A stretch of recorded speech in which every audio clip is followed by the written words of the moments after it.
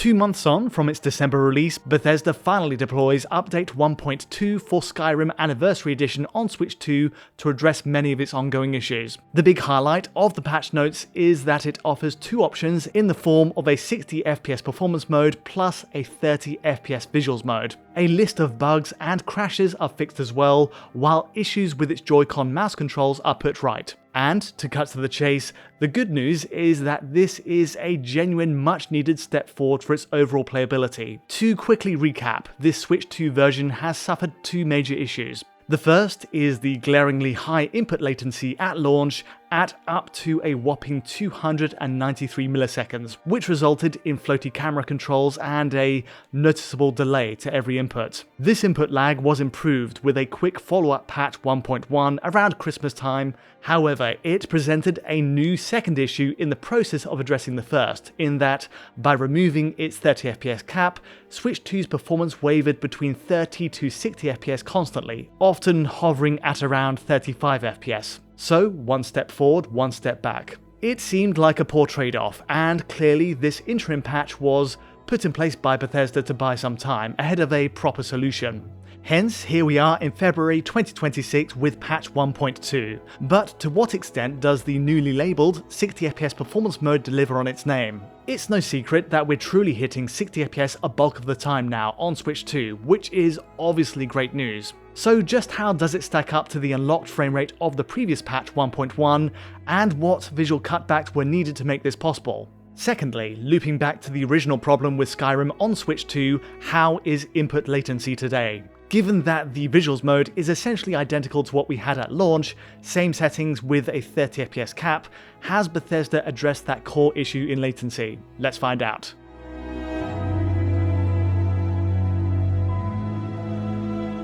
Before we get to those 2 big issues, a quick word on the game's often quite bizarre bugs. Right off the bat, I can confirm that 2 standout bugs from my previous coverage are now addressed. So, the jittering screen space reflections on water bodies are fixed and now appear stable in motion. Previously, looking up and down or going in and out of menus would trigger water planes to erratically shift position for a few seconds, but now no longer. There's just a faint SSR fade in after the menu transition, but that's it. It's only a positive move, and the actual quality level of SSR is unaffected. Next along, the blue trees near Riften City are now their proper colour.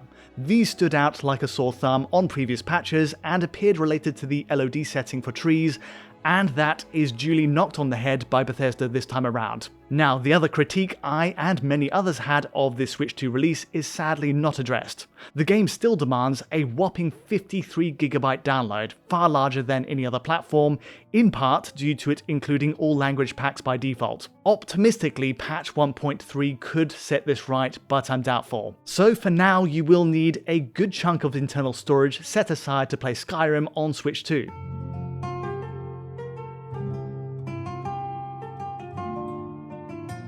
Let's get to the first big point then, with 60 frames per second testing in the performance mode. Fortunately, I caught patch 1.2 just before it downloaded fully, right on the cusp there, so we can actually get a proper before and after comparison with patch 1.1. Let's lead with the upsides first, that most dungeons and open world venturing are typically at 60 frames per second now. There are big deviations from that, as I'll get to, but the key thing is that 60 is now usually the constant number for docked play on Switch 2. Battling around the Helgen Keep, for example, convincingly puts us at a smooth 60, a huge leap over the fluctuating 30 to 50 FPS range of the previous patch. In fact, for every dungeon I've bumped into so far, I've yet to see any significant drop, so it's a positive start. Next along, open world exploring does run at 60 FPS a vast majority of the time, though it's not without some issues. Case in point, emerging from Helgen Keep for the first time, the entire route down to Whiterun City is a near faultless 60 FPS now, where previously Switch 2 hovered at only just above the 30 FPS line on patch 1.1.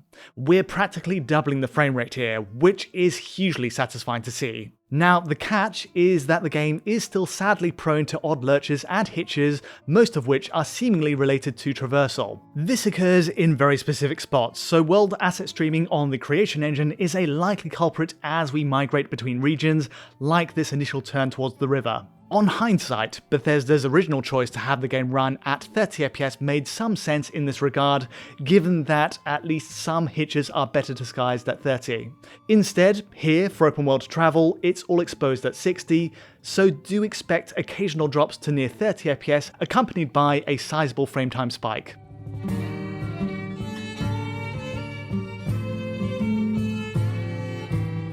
The final area to cover is busy towns and battling across the open world, and this is where Switch 2 finds a bigger issue at 60 FPS. Skyrim's opening sequence makes for a rough first impression, with this ride down to the Executioner's block constantly wavering from 50 to 60 FPS. A combination of multiple on-screen NPCs and volumetric fog are seemingly two factors in these drops, and it's very much repeatable later on in the game too. Again, it is a huge leap over what we had before, but without VRR support in Switch 2's docked mode, you will spot sustained drops for this entire route. Worse still, a later dragon attack triggers an erratic 40 to 60 FPS reading even on the latest update. In fairness, it does clear up once we start migrating away from the action, but it's an issue that does seem to crop up later on. In Riften City, for example, that clash of volumetric fog and multiple NPCs has the frame rate tumble consistently into the 50s. Combat only degrades performance further, as we see in Falkreath, where a generally stable 60 starts to buckle as we herd up all these guards. These moments, alongside those open world hitches, are the outliers though to a generally stable 60 FPS line, but it's worth acknowledging Switch 2 is still not quite on par with, say, PS5's delivery at 60. On the plus side, testing the portable mode at 60 FPS, most of these drops will be hidden by the VRR display of the Switch 2 itself, which is great news. Skyrim's new 60 FPS mode is a success overall then, despite some shortfalls, but what's the cost to its visuals? To cut to the chase, Bethesda effectively clears the gap to 60 FPS by dropping the game's resolution and settings. For some context, today on patch 1.2, the 30 FPS visuals mode runs at a native 1440p while Switch 2 is docked to a TV, which is then upscaled via DLSS. This operates exactly as it did at Skyrim's launch, and indeed the visuals mode uses the same setup as patch 1.1 despite the unlocked frame rate there. However, the new performance mode on left adopts a different tactic by running at a lower dynamic 576p to 1080p range, again with a DLSS upscale. That bottom 576p figure is spotted where there's heavy stress on the GPU, as you'd expect, like this initial route to the Executioner's block, while that 1080p upper bounds is only really attainable by looking right up at the sky. There's quite a range then, but adjusting this resolution has proven crucial to Skyrim being able to hit 60 FPS on Switch 2. Still, perceptually, it is a big cutback in pixels rendered per frame, and inevitably that does mean a softer image. DLSS is doing much more heavy lifting with the performance mode, and the fact is that Skyrim has always been a very visually dense game. Tree and plant life are in abundance, while textures underfoot are sharp and again crammed with detail from afar. As a result, you'll spot more artifacting, shimmer, and flicker, even in static moments while looking across the horizon. Next up, there's the changes to the settings themselves. Between the visuals and performance modes, the key change is in dropped foliage LODs and also decreased shadow draw. Note the missing shading on the bushes just ahead as we emerge from the Helgen Keep. The scenery appears lighter, and we see it across towns too, while overlooking the centre of Whiterun from on up high. Likewise, this long view from Whiterun shows just how drastically the plants are pruned back to help keep 60 FPS performance in check. To be clear, plants and shadows all render at precisely the same density as the visuals mode once you get close enough. So walking forward across the terrain, it eventually fades in bit by bit, but there's a more aggressive threshold for where it starts. From a great height, this does mean that landscapes are more barren on the performance mode overall, and alongside the resolution drop, it's the main trade-off to consider here. On the plus side, every other setting stays intact, from SSR quality to ambient occlusion, volumetric fog, and textures. It's all there. All of this, of course, applies when comparing patch 1.2's performance mode to the previous patch 1.1. The lowering to foliage and shadow draw, plus the drop to a dynamic 576p to 1080p,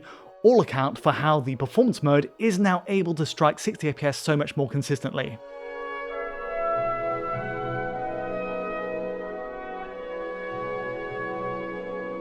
A quick word on the state of portable play. Switch 2 drops its GPU clock sharply from just over 1 GHz while docked down to 561 MHz for handheld play, and that has a bearing on Skyrim's image quality, especially at 60 FPS. The visuals mode continues to run at a native 1080p, but it's the performance mode that sees a substantial cut in resolution. In the very best case, it runs at just a native 720p, and this dynamically adjusts to as low as 640 by 360 to suit the occasion.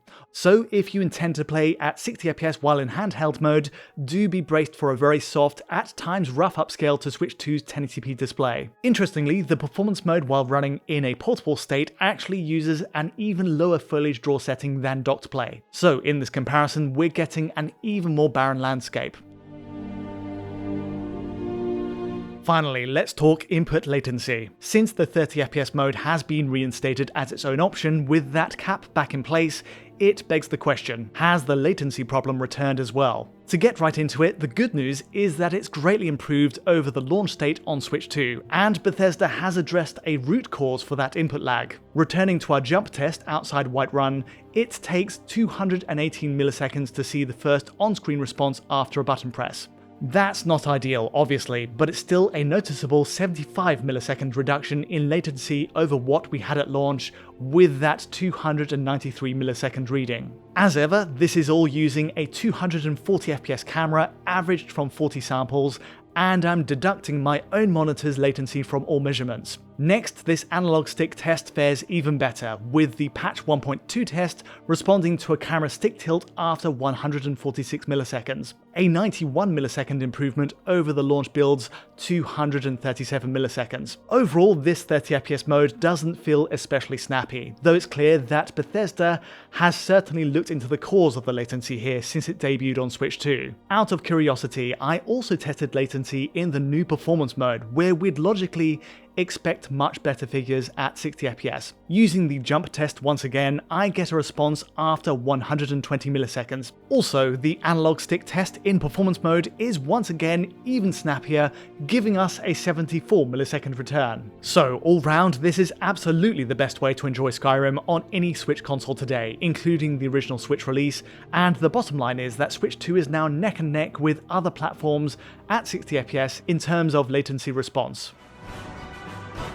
All of this sets the stage for Fallout 4's very imminent Switch 2 port. Ideally, a lot of Bethesda's learnings in optimizing for Nintendo's new system will translate, and I'll certainly be there to cover it as soon as humanly possible. As for Skyrim, it's not a perfect release on Switch 2 by any means.